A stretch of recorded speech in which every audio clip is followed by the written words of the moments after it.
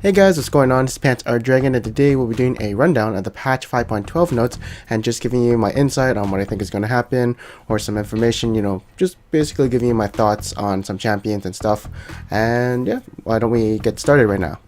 Alright, so first up is going to be Ashe, and as you can see here, now grants 1 stack per volley or enchanted arrow, which means at the beginning of team fights and stuff, she can't, press her W or R and get 5 stacks automatically, so she's gonna have to build up those stacks before using her Q, so it's not that big of a deal, to be honest.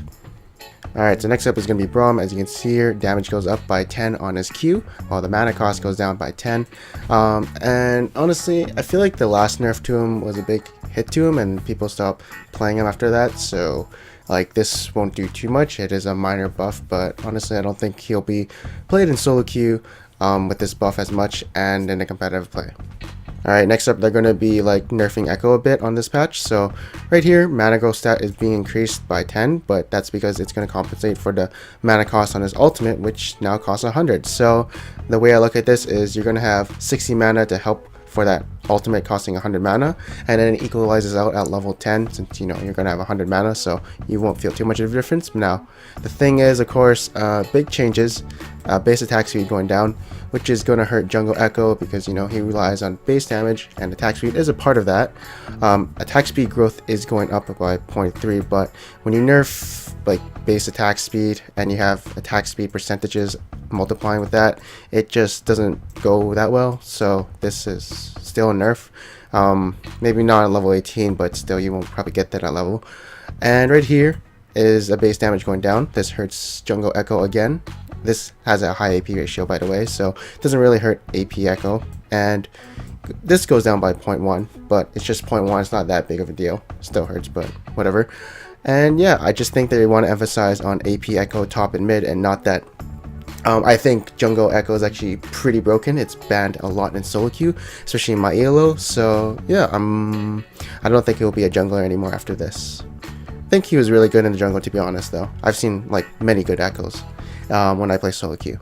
Alright, so next up we're going to be talking about Elise, and right here her healing is being transferred to a passive on her spider form, and I think the healing's a bit less, but might be compensated for the healing coming onto this new thing. I don't really care. The main thing I want to be talking about is this repel, of course. So right here you're seeing an increase on Elise's spider forms when you use the repel by 40% to 100%. So like, that's a lot of damage, because if you put out repel on someone, look at this base damage. That's 220 plus like percent health damage, missing damage, whatever.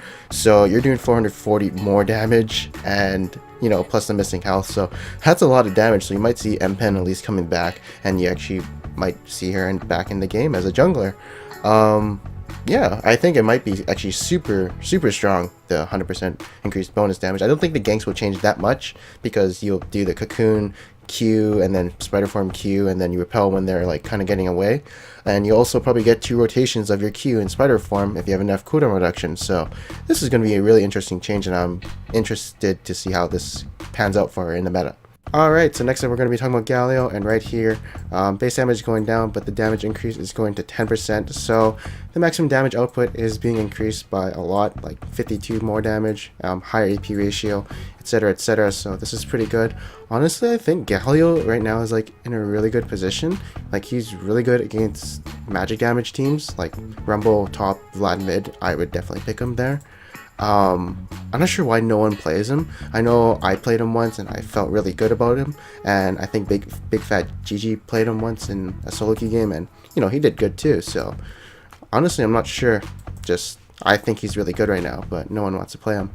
Alright, next up is going to be Gragas, and as you can see here, health regen nerfs and slow nerfs. This doesn't matter because no one charges it up in ganks, so yeah, just leave this out. But is he still good? I think he's still going to be good. I think his E like has a 1-second knockup, and then he uses his Q to slow, obviously, and then he just uses R to knock people into his team or separate them in team fights. I don't think the slow will be too impactful, like that much impactful in team fights. He still has a lot of base damage with his W. The health regen nerf might hurt him though, so that's what I'm speculating. But overall, I still think he's going to be good, maybe top 5. If this right here is like really big, then maybe not top 5. The slow, I don't think it hurts too much though. It is a nerf though. Alright, so next up is going to be Jarvan.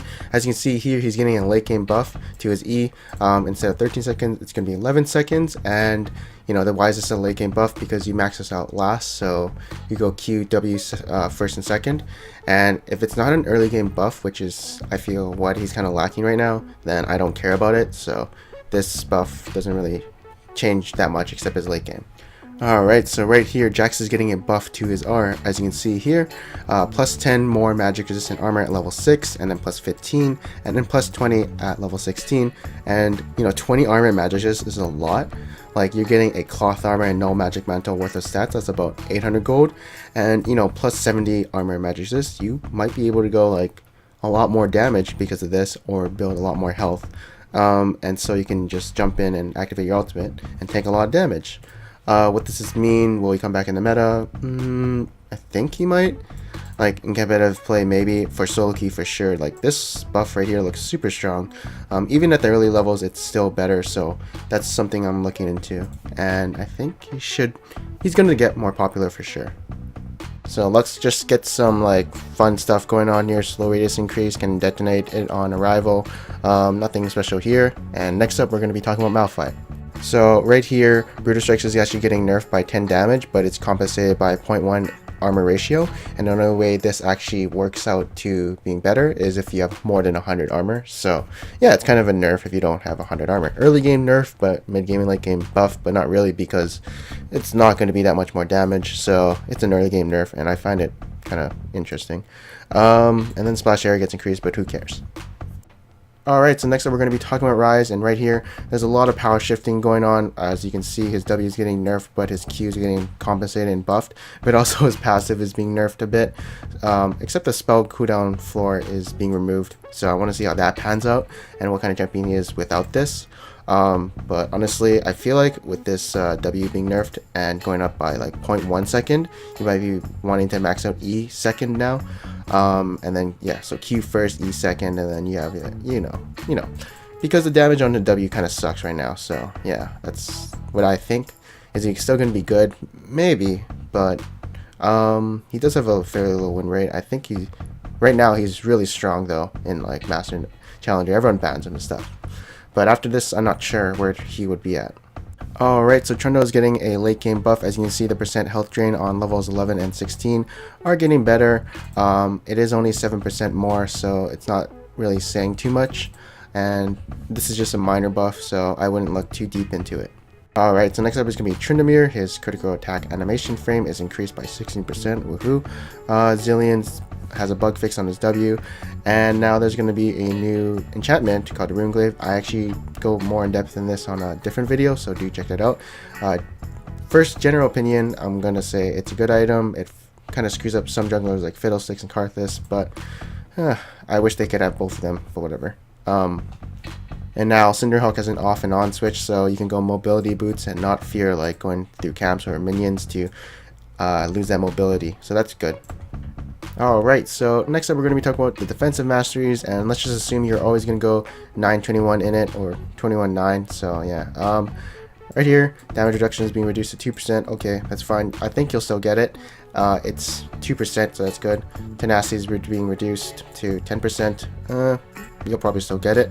It is only 1 point, and the next up is going to be Legendary Guardian. As you can see, it grants 3 armor and 3 magic resist for 1 point, so now you're going to get it for sure. And then Enchanted Armor. Well, now you gotta put 4 mastery points in it, so I'm not sure about this, but I mean, if it's not required, then I think you would still skip it, because it says bonus armor and magic resist, right? So I'm not gonna do it. And then you have Swiftness. 2 mastery points. Well, I didn't really take it that much when it was 1 mastery point, so I'm not sure about taking it now. I just have Tenacious, right? So why don't I just take that? And then Adaptive Armor, it looks pretty good. It's 4% of your bonus armor or magic resist, so that's good. Unlike Enchanted Armor, which only gets 2.5, this is, 4%, so why not? So we're going to be talking about the base turrets. As you can see, it no longer slows the target and no longer reduces the target's damage, which I never knew it actually did. But so that means, like, say a level 16 Jax is split pushing, he can finally tower dive a level 13 cannon. So it helps and makes it easier for that. Or say if you're sieging the middle turret as like 5 people, then yeah, you can get that tower easier, since there's a chance you can initiate on the enemy team. and then they'd have to back off. So sieging is easier basically. And that is it for today. I hope you guys enjoyed this patch rundown. Please check out the RuneGlade video. It'll be in the description. And yeah, thank you guys for watching, and I'll see you guys next time.